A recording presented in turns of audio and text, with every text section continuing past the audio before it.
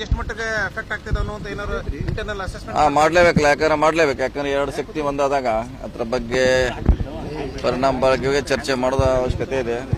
ಮಾಡೋದಂತ ಪ್ರಯತ್ನ ಮಾಡ್ತೀವಿ.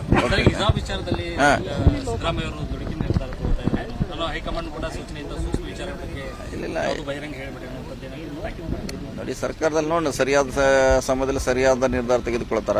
ಸೊ ಸರ್ಕಾರಕ್ಕೆ ಒಳ್ಳೆ ಕೆಲಸ ಮಾಡಲಿಕ್ಕೆ ಕಾನೂನಲ್ಲಿ ಅವಕಾಶ ಇದೆ. ನೋಡೋಣ, ಒಳ್ಳೇದು ಮಾಡ್ತಾರಂತ ನಾವು ಭಾವಿಸ್ತೀವಿ. ಕಾದ್ ನೋಡೋಣ. ಈಗ ತಕ್ಷಣ ಹೇಳುವಂತ ಅವಶ್ಯಕತೆ ಇಲ್ಲ. ಬರಲಿ, ಅದು ವಿಚಾರ ಬಂದಾಗ ಹೇಳ್ತೀವಿ. ನೋಡಿ, ಹಿಂದೆ ಬಹಳಷ್ಟು ನಾವು ಬದಲಾವಣೆ ಮಾಡ್ತಾ ಅಂತ ಹೇಳಿದೀವಿ.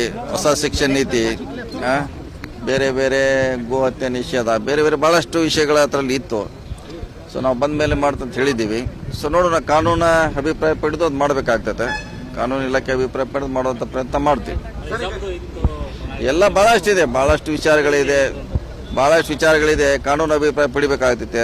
ಕಾನೂನಲ್ಲಿ ಯಾವ ರೀತಿ ಅವ್ರ ಹಿಂದೆ ಏನು ಮಾಡಿದ್ದಾರೆ ಅಂತ ಬದಲಾವಣೆ ಮಾಡಲಿಕ್ಕೆ ಏನು ಅವಕಾಶಗಳಿದೆ, ಕಾನೂನು ಚರ್ಚೆ